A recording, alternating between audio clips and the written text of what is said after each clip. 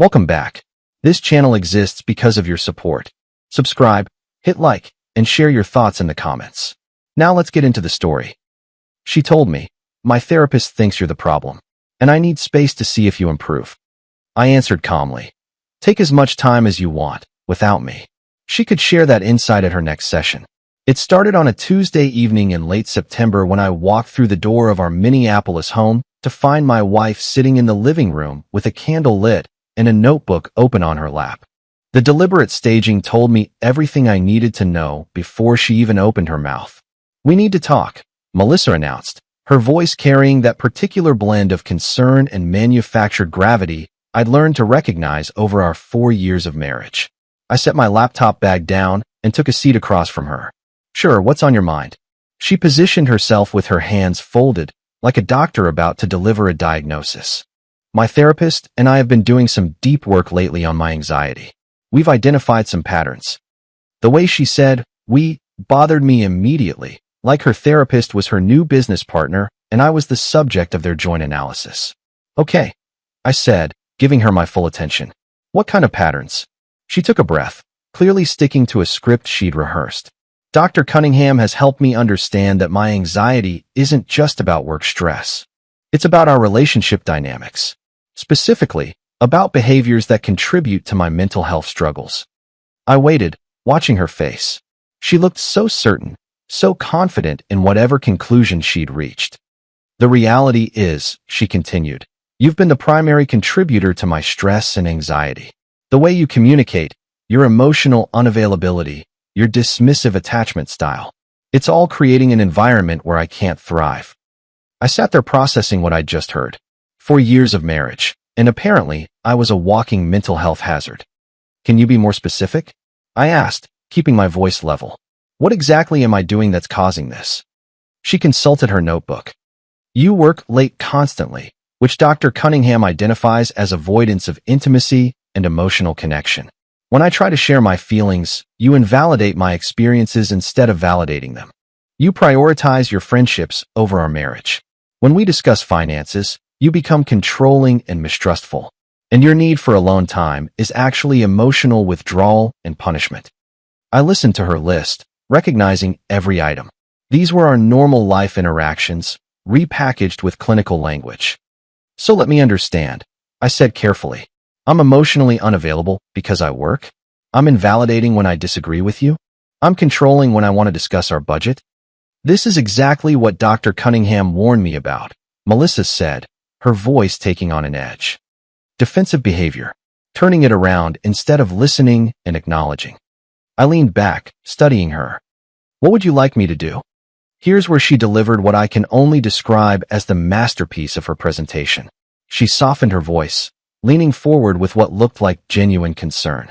"I need space to evaluate whether this relationship is healthy for me, whether you're someone I can build a future with, given how your patterns affect my mental well-being."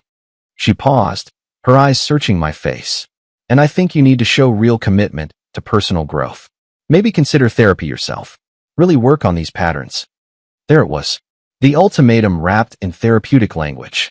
She needed time to decide if I was worth keeping, and I needed to fundamentally change who I was to even be considered worthy of that decision. "How much time do you need?" I asked. She seemed surprised by my calm response. Probably expected me to start defending myself, explaining why her characterization was wrong, begging for specifics on how to fix things. "I'm not sure. A month, maybe 2. However long it takes for me to gain clarity." She tilted her head sympathetically. "And for you to show some real commitment to changing these problematic behaviors." I nodded slowly, like I was seriously considering her generous offer. "So you want to take time to evaluate whether I'm worth keeping in your life?" "Exactly. I'm glad you understand. And during this evaluation period, I'm supposed to transform myself into whatever version of me you and Dr. Cunningham have decided might be acceptable." "It's not about becoming someone else," she said, backpedaling slightly. "It's about becoming the best version of yourself." I stood up and walked to the window, looking out at our quiet street. Behind me, I could hear her shifting in her seat, probably wondering why I wasn't reacting the way she'd expected. "You're absolutely right," I said, not turning around. "I think you should definitely take all the time you need to figure out whether I'm worth keeping around." I turned to face her. For the first time since she'd started this conversation, she looked uncertain. You agree? She asked. Completely. In fact, I think you should take unlimited time. Really dig deep, explore your options, see what else is out there. She stared at me. This clearly wasn't going according to plan. I want to work on this together, she said carefully, but I need space to think clearly. Absolutely. You should have all the space you need. I walked past her toward the stairs. Just make sure you take that space somewhere else. The next morning, she was gone. She'd packed a bag and left to stay with her mother, leaving behind a note about needing clarity and hoping I'd use this time productively. What she didn't know was that I was about to use this time very productively indeed, just not in the way she'd imagined. The first thing I noticed was the quiet. I woke up Wednesday morning in an empty house, and instead of the anxiety I might have expected, I felt something else entirely. Relief. No morning check-in about my emotional state. No careful navigation around her mood. No analysis of whether my tone was sufficiently validating. Just quiet. I made coffee, went to work, and for the first time in months, I could focus without that constant low-level tension humming in the background. At lunch, my colleague Kyle stopped by my desk. Hey man, you want to grab food? Haven't seen you in forever. I realized he was right. I'd been turning down lunch invitations for months. Yeah, absolutely, I said. Over sandwiches at the deli down the block. Kyle looked at me with genuine concern. Where have you been? You kind of disappeared on us. I thought about it. How long has it been? Since we all grabbed drinks? Like 6 months, maybe more. We figured you were just busy with married life, or whatever. 6 months. I tried to remember why I'd stopped going to these lunches, these after-work gatherings. Then it clicked. Every single time I'd made plans, Melissa had suddenly needed something. An emergency at work. A crisis with her mother. Feeling overwhelmed and needing support. Every single time. Did something happen? Kyle asked. That night we all went out last spring. Your wife seemed pretty upset about something. I remembered that night. We'd gone to a brewery in northeast Minneapolis, just a casual group thing.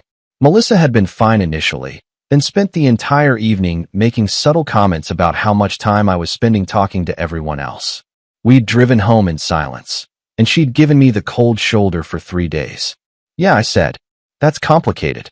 Kyle nodded, not pushing. Well, it's good to see you, man. We've missed you. That night, I sat in my living room with a beer and really thought about the past year. How many friendships had I gradually let fade? How many plans had I canceled? How many times had I chosen to stay home rather than deal with the aftermath of going out? Thursday and Friday followed the same pattern. Work, normal conversations with colleagues, coming home to a quiet house. No text from Melissa, which struck me as odd. She'd said she needed space to think, but I'd expected at least some communication. Instead, nothing. Saturday morning, I stood in my kitchen drinking coffee and staring at her laptop on the counter. She'd left it here, taking only her work computer. We'd always shared passwords, always had open access to each other's devices. It was one of those things we'd agreed on early in our relationship. Transparency, trust, no secrets.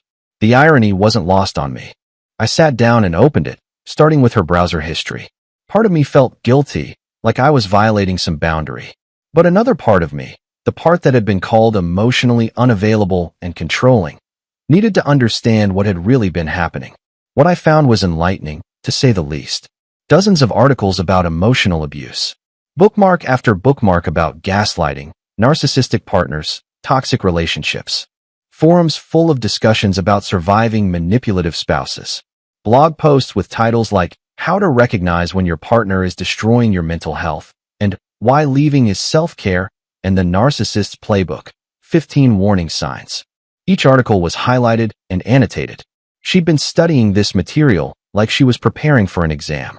But the real discovery was her email drafts folder. She'd been writing detailed summaries of our interactions, apparently to review before therapy sessions. Except these summaries bore almost no resemblance to reality. I opened the first one, dated from about 3 months ago. The subject line read, Session Prep, Communication Patterns. According to her notes, I was a master manipulator who used subtle intimidation tactics. The time I'd suggested we create a household budget became, Andrew initiated financial control tactics designed to restrict my independence.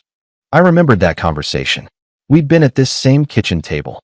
I noticed our credit card balance was higher than usual and suggested we track spending for a month. She'd agreed it was a good idea. We'd even opened a spreadsheet together. But in her version for therapy, I was exerting financial control. I clicked on another draft. This one was more recent, from 6 weeks ago. Andrew has been criticizing my housekeeping, using it as a way to make me feel inadequate. Today he made pointed comments about clothes on the bedroom floor, nitpicking and using criticism designed to erode my self-esteem. I sat back, trying to remember. Then it came to me. I'd been getting ready for work and tripped over a pile of her clothes in the dark. I'd said something like, "Hey, could you toss these in the hamper? I almost killed myself this morning." She'd laughed and said she would. That was the entire interaction. Another draft, from 2 months ago. Andrew gave me the silent treatment for an entire evening as punishment for not meeting his emotional needs. He sat in complete silence, emotionally withdrawn, making me feel anxious and unwanted. That evening had been a Tuesday. I'd been on deadline for a major project at work, stressed about a presentation the next day. I'd come home, kissed her hello, and spent the evening reviewing my materials. She'd watched TV. We'd ordered Thai food. I'd been quiet because I was focused, not as punishment. But in her therapy narrative, my work stress became emotional abuse. I kept reading, draft after draft, each one more elaborate than the last. Our entire relationship had been repackaged, reframed, transformed into evidence of my toxicity. But the most revealing discovery was a series of draft emails to her college friend Ashley. 5 versions of the same email, each saved but never sent. I watched her story evolve, getting more dramatic each time. Version 1. "Hey Ash, things with Andrew have been a little tense lately." Version 2. "Things with Andrew are harder than I thought. Communication issues are really affecting me." Version 3. "I've started therapy because Andrew and I have been having real problems." Version 4. "My therapist has been helping me see that a lot of my anxiety comes from Andrew's behavior." Version 5. "Ashley, I need to tell you something difficult. My therapist has helped me understand that Andrew has been emotionally abusive." 5 drafts, each one escalating the narrative, transforming normal relationship friction into abuse. And she'd never sent any of them, which meant she was still practicing, still refining her story. My personal favorite, if you could call it that, was her account of the electric bill incident from 3 months ago. The reality, she'd forgotten to set up autopay when we switched providers. After 2 missed payments, our power got shut off on a Saturday morning. I called the utility company, paid the overdue balance plus reconnection fee, and we had power back by noon. Melissa had been mortified, apologizing repeatedly. I told her it wasn't a big deal, and we'd set up autopay together right then. That was it. Minor inconvenience, handled and forgotten. But in her therapeutic journal, it had transformed. When I made an honest mistake with the electric bill, Andrew exploded in rage. He berated me for being irresponsible, made me feel worthless, and used the incident to justify taking over all financial management. I felt humiliated. This is when I first recognized the pattern. I stared at the screen. There hadn't been an explosion. There hadn't been berating. But in her mind, or at least in her narrative, I'd become a rage-filled controller. I spent the rest of Saturday going through more of her digital trail. Screenshots of text conversations with friends where she'd painted me as increasingly problematic. Research on how to help a partner recognize their toxic behaviors. Saved articles about loving someone who won't change and when to walk away from a narcissist. Then I found the Pinterest board. It was private, titled Fresh Start. The cover image was a sun rising over calm water, one of those inspirational stock photos. Inside were dozens of pins. Studio apartment layouts with exposed brick and large windows. Furniture arrangements for small spaces. Kitchen organization for one. Motivational quotes about new beginnings and choosing yourself. Interior design inspiration for a single woman's space. Even a few pins about thriving after divorce and rebuilding your life after leaving a toxic relationship. The board had been created 4 months ago, the same time she'd started therapy. I opened a new tab and checked the browser history more carefully. Zillow searches for 1-bedroom apartments in uptown Minneapolis, filtered by price range and move-in date. She'd saved 11 listings. I clicked through a few of them, all studios or 1-bedrooms, all within her salary range if we weren't sharing expenses. She'd been planning her exit strategy for months, meticulously and deliberately. But she wanted to leave as the hero, not the villain. The brave survivor who'd tried everything to save her marriage before finally, reluctantly, choosing herself over a man who just couldn't change. I closed the laptop and sat back, needing a break from the screen. Then something occurred to me. I pulled out my phone and opened our banking app. We'd always shared accounts, always had transparency about finances. What I found confirmed everything. Her personal checking account showed a $3,200 charge to a boutique furniture store in August. We'd never discussed that purchase. The therapy charges were there, $450 monthly for 4 months. Then there were subscription services I didn't recognize, adding up to $650 a month.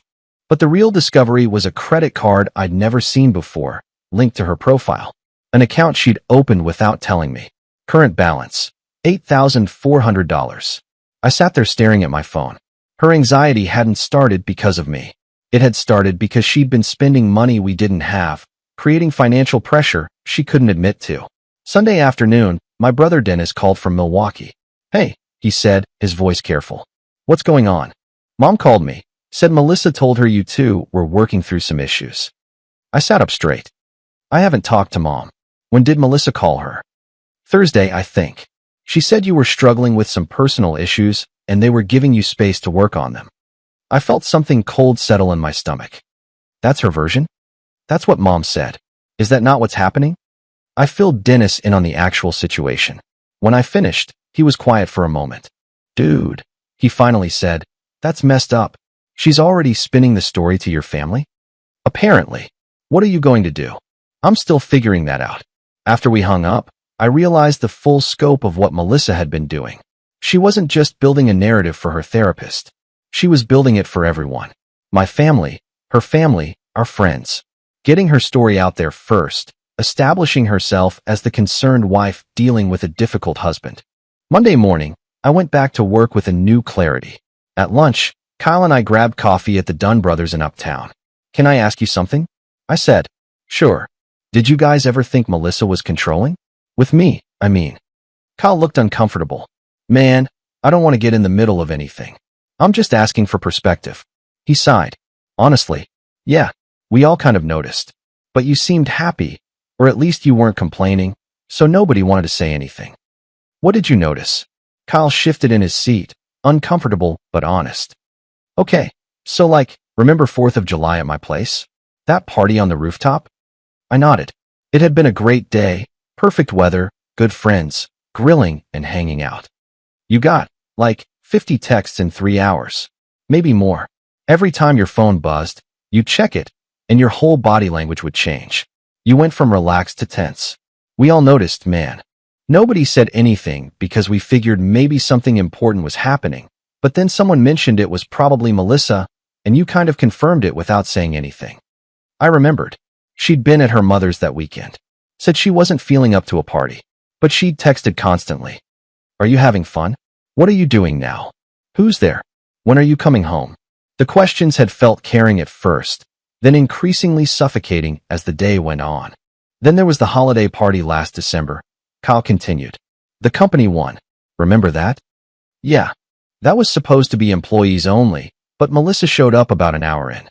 Said she wanted to surprise you. And she basically didn't leave your side the entire rest of the night. Every time you started talking to someone, she'd kind of insert herself into the conversation or touch your arm or find a reason for you two to move somewhere else." I'd forgotten about that, or maybe I'd chosen not to see it.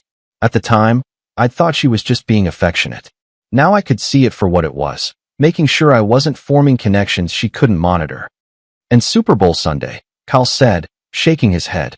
"Dude, that was rough. We had that whole crew at Mike's place, right? All the guys from our department.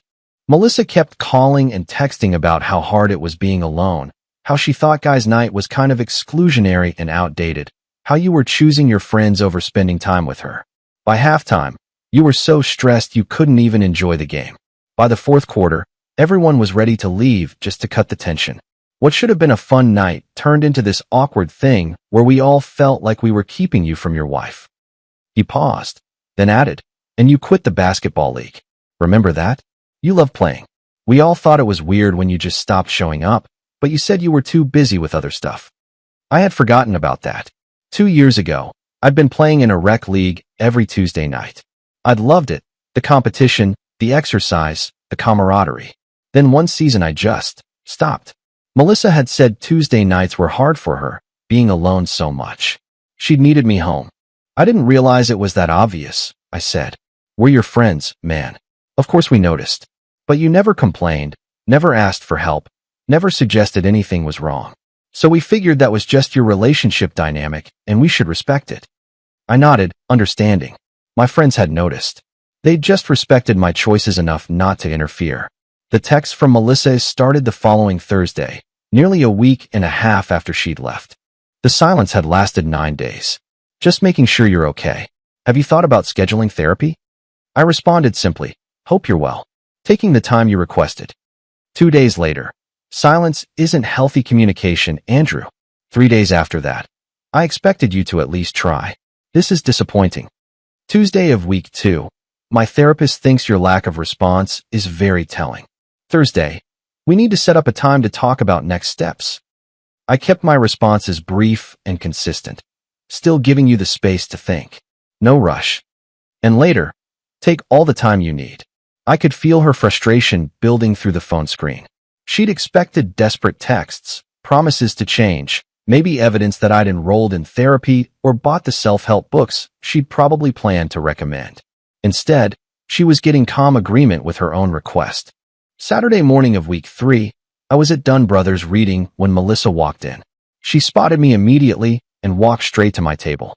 I'd been coming here most Saturday mornings since she left. It had become my routine. She must have driven by, seen my car, and decided it was time for a confrontation. We need to talk, she said, sitting down without waiting for an invitation. I closed my book. Okay. She had papers with her, I noticed. Articles, printed out and highlighted. The public setting was deliberate, I realized. Harder for me to react emotionally with other people around. I've been worried about you, she started, her voice carrying that concerned tone. You haven't been taking this seriously. What makes you say that? You haven't reached out. You haven't shown any interest in working on your issues. My therapist is concerned about your avoidance patterns. I took a sip of my coffee. What specifically am I avoiding? Real conversation about your behaviors. About the changes you need to make. I thought you needed space to evaluate the relationship. Space doesn't mean complete shutdown, she said, an edge creeping into her voice. What would you like me to do differently? She leaned forward, her expression softening into something that was probably supposed to look caring. Show that you're willing to change, to grow, to fight for us. I set my coffee down carefully. I've been doing a lot of thinking too. Relief washed over her face. Good. That's good. What have you realized? I've been reviewing our relationship patterns, looking at our history. And she leaned in, expecting confession and contrition. Tell me about the furniture purchase in August. The $3,200 one. The color drained from her face. What? The charge to that boutique furniture store in August. I'm curious about that. She recovered quickly, her voice rising slightly. You went through my private transactions? Our joint accounts that we've always shared access to, I said calmly. I thought transparency was important in marriage. This is exactly the controlling behavior my therapist warned me about. She stood up, gathering her papers. This is why I need space. You're proving every point Dr. Cunningham made about you.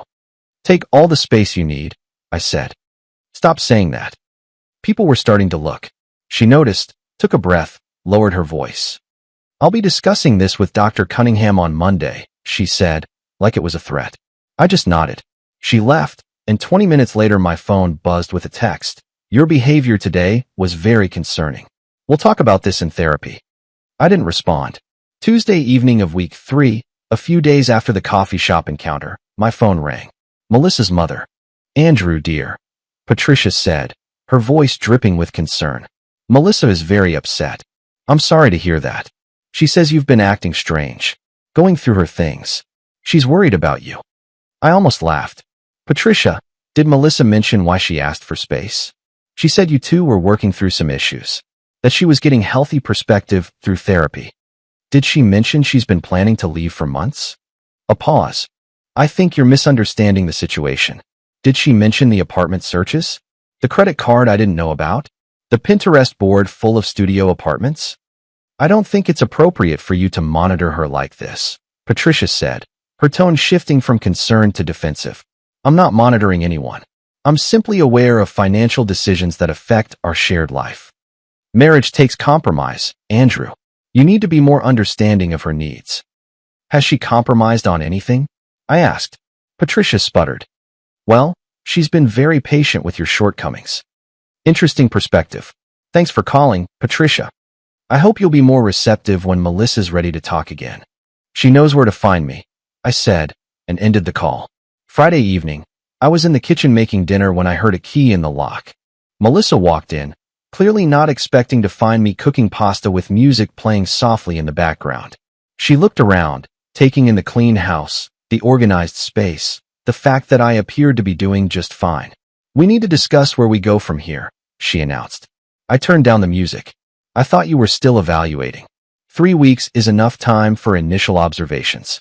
You said a month, maybe 2, however long it takes. Has something changed? Frustration flickered across her face. I can't do this if you're going to be difficult. I'm not being difficult. I'm giving you exactly what you asked for. She shifted tactics, her voice softening. I miss you. She reached for my hand. I didn't pull away, but I didn't reciprocate either. Don't you miss me? She asked. I've been learning a lot about myself, I said. Good. That's what I hoped would happen. That's growth. I've learned what I'm willing to accept in a relationship. Her confidence wavered. This wasn't the response she'd expected. So where does that leave us? She asked. You're still thinking, right? Taking your time? Yes, but then take it. I'm not going anywhere. What does that mean? I turned off the stove, gave her my full attention. It means you asked for time to evaluate whether I'm worth keeping around. I'm giving you that time. And I'm taking time to make my own evaluations. Your evaluations? I'm the one who needed space. And you're getting it, I said calmly. She stared at me, trying to figure out what had changed. Finally, she grabbed her purse and headed for the door. You've changed, she said, and not in a good way. After she left, her text came through. You've changed, and not in a good way. I didn't respond.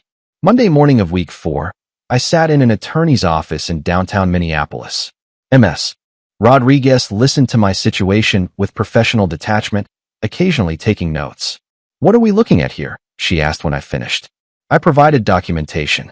The timeline I'd created, screenshots of the Pinterest board, credit card statements, her draft emails. She reviewed everything carefully. You're in a good position if this goes the direction you think it's going. Joint accounts, no hidden assets on your end. Her undisclosed credit card could be an issue in settlement, but nothing insurmountable. She looked at me over her reading glasses. My advice, document everything, stay calm, don't engage in drama. Let her make the mistakes. I'm not trying to be vindictive, I said. I know, but preparation isn't vindictive. It's smart. 2 days later, Wednesday afternoon, an email arrived from Melissa. Dr. Helen Cunningham was CC'd. Subject, request for joint session. The email was professional, carefully worded. Dr. Cunningham was suggesting couples therapy to facilitate healthy communication and work through the current impasse.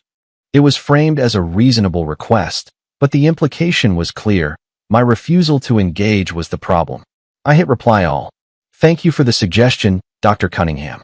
Melissa, I'm happy to discuss our situation, but I'm unclear on what you're hoping to accomplish. You asked for space to evaluate whether our relationship is healthy for you. I've been respecting that request. If you've reached a conclusion, I'm available to discuss next steps. If you need more time, that's fine too. Dr. Cunningham's response came within the hour, brief and professional. I'll leave you two to discuss privately. She removed herself from the thread. Melissa's response came an hour later. Long, emotional, accusing me of performing for a therapist, of being so focused on being right that I couldn't see how I was sabotaging us. I responded once more. I'm willing to discuss our future whenever you're ready, but I'm not interested in auditioning for a role in your narrative. Take your time. Sunday morning, week 5. I was in the kitchen making coffee when I heard Melissa's key in the lock. She came in with a suitcase, looking confident and refreshed. I'm ready to come home and work on this, she announced. I turned to face her. Let's talk. We sat at the kitchen table. I put out 2 mugs and poured the coffee. The domesticity of it seemed to comfort her. She thought she was about to win. I've spent 5 weeks thinking about our relationship, I said. She smiled. Good. I'm glad you've been doing the work. Looking at patterns. Reviewing our history.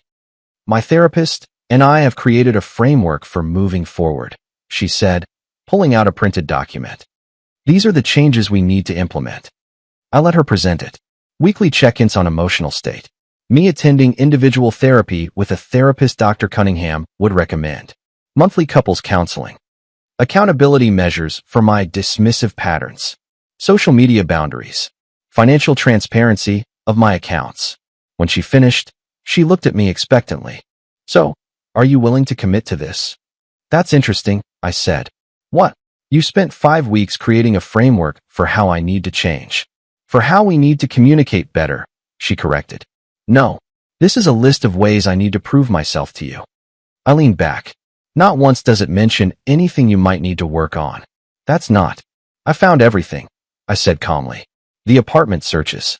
The credit card. The hidden spending. Your draft emails to Dr.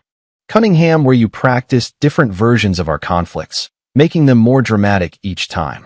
The text where you told Ashley you were building a case against me. The Pinterest board titled Fresh Start. All of it. She cycled through reactions quickly. Denial first. You're misinterpreting those. Then anger. You violated my privacy. Then victim. This is exactly why I can't trust you. Then gaslighting. You're remembering things wrong. Finally, bargaining. Okay, I should have been more open about things, but I stayed calm through all of it. For 4 months, you've been rewriting our relationship. Every normal disagreement became evidence of my toxicity. Every boundary I tried to set became proof of my control issues. My feelings are valid, she said. Feelings are valid, but they're not facts. And you've been presenting your feelings as facts to a professional who's supposed to help you process reality, not validate your fantasies. My therapist confirmed. Your therapist confirmed what you told her. Did you tell her about the hidden credit card? Did you tell her you'd been planning to leave for months? Did you tell her that every time I had plans with friends, you had an emergency? She started crying. Not the manipulative tears I'd seen before. These were different. Frustrated tears. Angry tears. I thought you'd fight for me, she whispered. By begging you to stay? By changing everything about myself? By showing you care. I do care. That's why I'm not doing this anymore. What does that mean? I looked at her, really looked at her. This woman I'd married 4 years ago. Who I'd loved. Who I'd built a life with. And I realized the person I'd married had been replaced by someone who needed me to be the villain in her story. You asked for time to evaluate whether I'm worth keeping around, I said quietly. Well, I used that time too. And I've decided I don't want to be married to someone who needs me to be the problem. Someone who can't take responsibility for their own happiness. Someone who rewrites history to avoid accountability. We can fix this, she said desperately. I'll stop going to that therapist. I'll delete the Pinterest board. I'll cancel the apartment viewings. You're missing the point. What point? You don't want to fix anything. You want me to accept that everything was my fault. She stood up, pacing. You're doing it again. Making yourself the victim. No, I said, standing.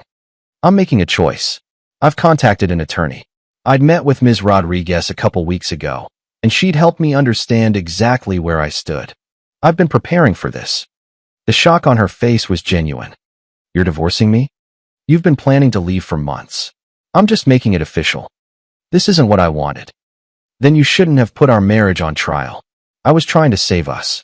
No, you were trying to control the narrative so that when you left, you'd be the hero. She grabbed her suitcase, her face a mixture of anger and disbelief.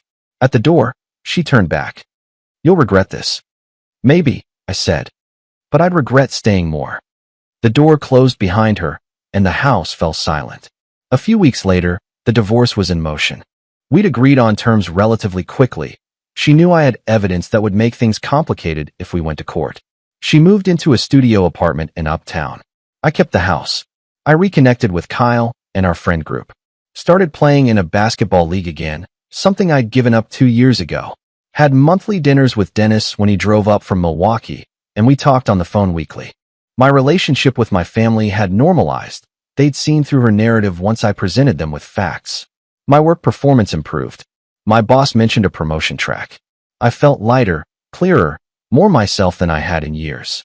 It was a Sunday morning in mid-November. I was sitting on my deck with coffee, watching the last of the leaves fall along the Mississippi River.